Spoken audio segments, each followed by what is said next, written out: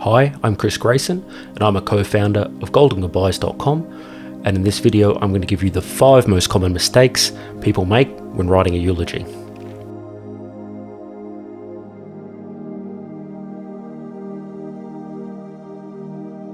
At Golden Goodbyes, we specialise in creating personalised funeral tributes. These include obituaries, program guides, but more commonly we do eulogies. Crafting eulogies is deeply personal to me. Golden Goodbyes was born of my own personal experience, losing loved ones in my immediate family.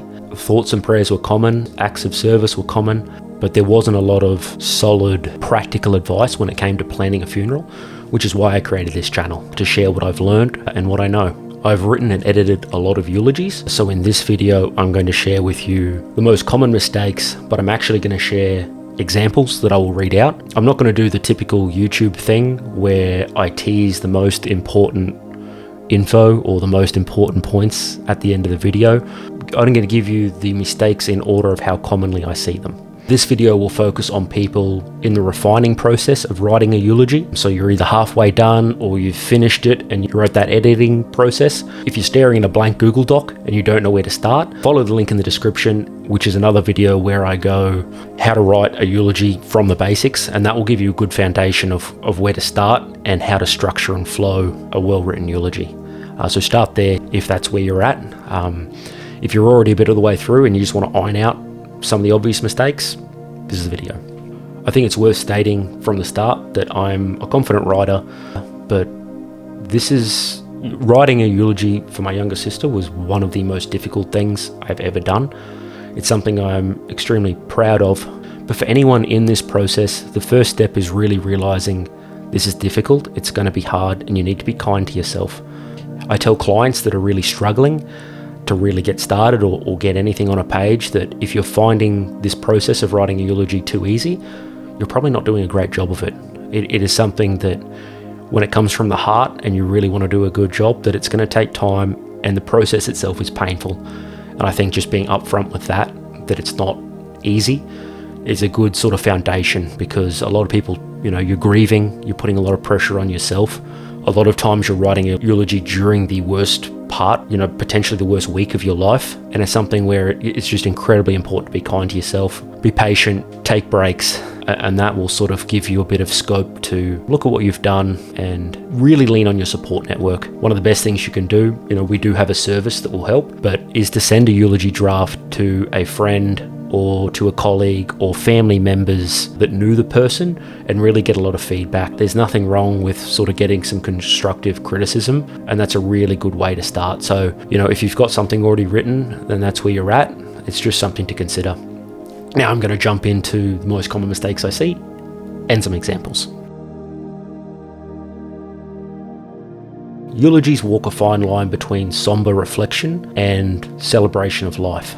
And if you lean too far into either camp, you can come up with something that really misses its mark. An example of this would be something that is far too serious and almost depressing to listen to. The reverse of that is a situation where it's too lighthearted and it doesn't feel as heartfelt. The easiest way to walk this line and to find that perfect balance is to rely on heartfelt stories of your experience with that person that share some of that light and that lust for life that they might have had, in a combination with that sort of real loss and that sort of feeling of this is someone no longer in your life, but they've left a mark on your life, is a great way to do it. So I'm going to read out just a few examples of people using the wrong tone. These ones are going to be a bit obvious. Sometimes it will be a bit harder to tell, which is why getting people to read over what you've done is just so important. So here's an example of the wrong tone. Bob was a serious man. He was always so focused on work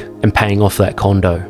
He never really laughed much, except when he was making sarcastic comments about people at work. While this example might be very true to who Bob was, it doesn't honour who he was as a person, and it has the potential to frustrate or offend his family. It is difficult with eulogies where you want to be honest to who that person was and share your relationship, but it's very easy to overstep that line and jump too much into negative aspects of a person's personality. While it might be the truth, it's not really what you want. And that's why I say, send your eulogy to someone in the family, to a parent or a sibling or, a grandchild, someone who knows them personally, to sort of make sure that it's something family would agree with.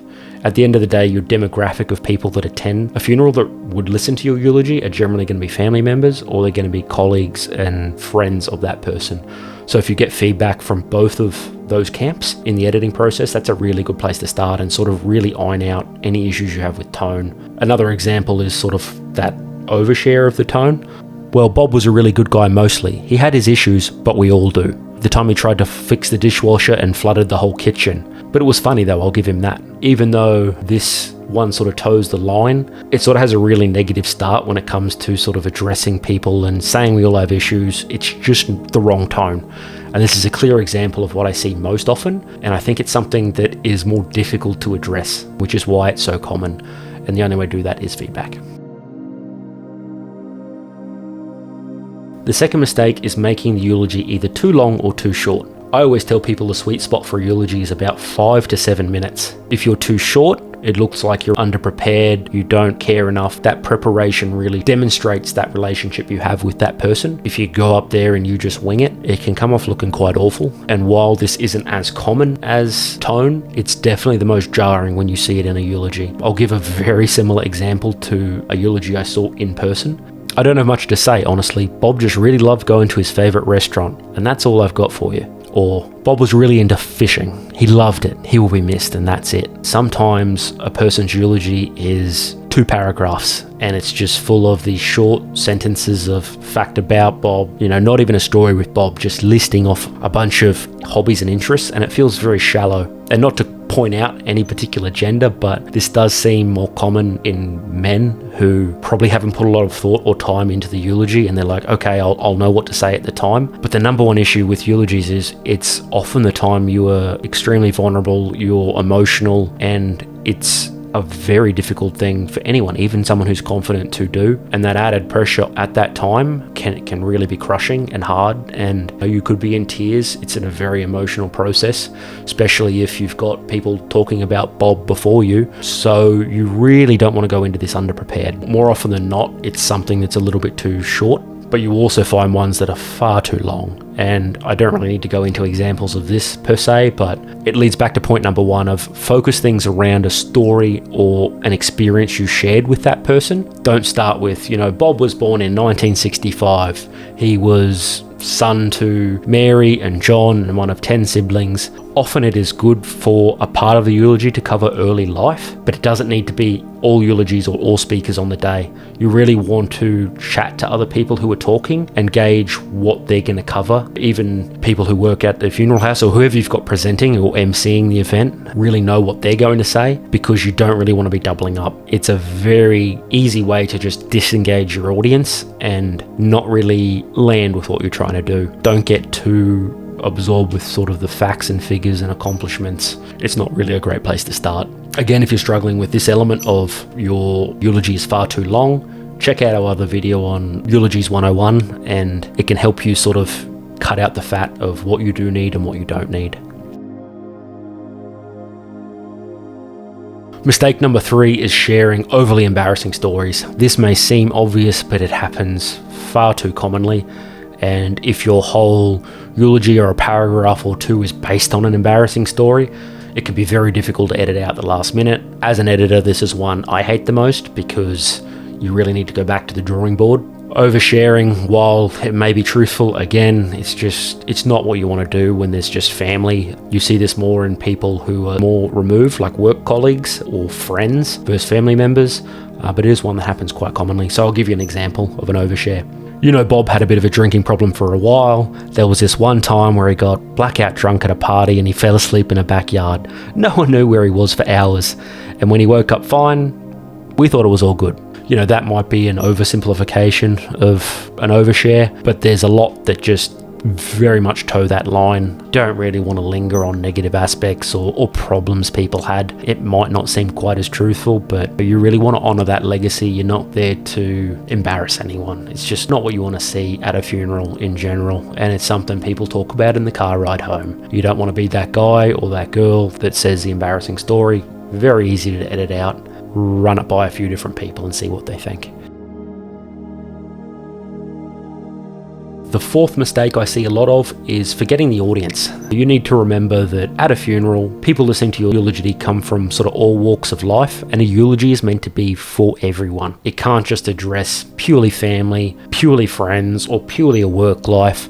And you'll see this a lot more in people who narrow down on one specific area of the deceased life, and it can make it very difficult to edit out. But you really just need to remember your audience and who you're talking to. A lot of people don't want to hear purely about Bob's work life. We are much more than any individual, one experience or area of our lives. And a eulogy should sort of reflect as much as you can touch on in a concise manner. So I know I make videos about death and dealing with grief, but it would go a long way if you could like this video and subscribe to the channel. Alternatively, share this with someone in the process of writing a eulogy, or is going through that next phase of trying to figure out how to pay homage to their legacy and is processing that way forward. That's what I want to create videos around. It's a big help. If you have any feedback on what I've said, or if it's helped, I'd really appreciate a comment. It just goes a long way with the algorithm and getting the content out there. I'd really love to produce more content. It's something I'm very passionate about, and I'd really appreciate it. The fifth mistake, and what I see a lot of, this is more what you'll see in person, is just not enough practice. This is probably one of the easiest ones to remedy, but also when you're in potentially the worst week of your life, it's very difficult to set aside time and just stare into that mirror and practice and practice and practice. And that's really what it boils down to, is a eulogy will be extremely emotional. You might go to pieces. You might need someone else to finish reading the eulogy for you. That's not uncommon, but you really want to be as prepared as you possibly can be. And that's not easy. It's really just one where, the more practice you have, the more you can lean on that experience, and you can lean on the repetition of it to get you through. This is one that just requires time, and that can be difficult. If you are writing a eulogy, really set aside a space of time, stay focused on it, have a good foundation of what you want to cover and build on it, and write it yourself. I know I offer a service that helps people write eulogies, but I do think the best eulogies are written from the heart, and we'll help you do that as much as we can. But sometimes a eulogy is best said in your own words, and even if that isn't perfect, it can be very imperfect. A lot of times people in the audience will really resonate with that struggle and see that you've really sort of given it your all. And I think that's why personalization of a eulogy is so important. You don't really want to throw out generic adjectives. You don't want to rely purely on examples you've seen online. It's all about that personalization, so people can understand that you had that strong relationship with the deceased. They were an important person in your life, and they've left a mark. I really hope this video has helped. If you have any issues, visit us, goldengoodbyes.com. We've got a bunch of resources there. I will list a few examples of mistakes, eulogies with mistakes in them, that you can read through and see for yourself. I'll also list a few that I've edited, so you can see how to fix the mistakes. There's a lot of free resources there. Nothing requires a service. Again, if you need a little bit of extra help, we're there. And we also have a great questionnaire that can build out a few of the key questions that can help you craft a eulogy. I'll leave a link to that in the description as well. That can give you a great foundation of where to begin if you're at the very start of the process, or if you're just struggling where to go next with where you're currently at. Thank you so much for finishing this video if you're still here. Really hope you do a good job, and I'm sure you do that person proud.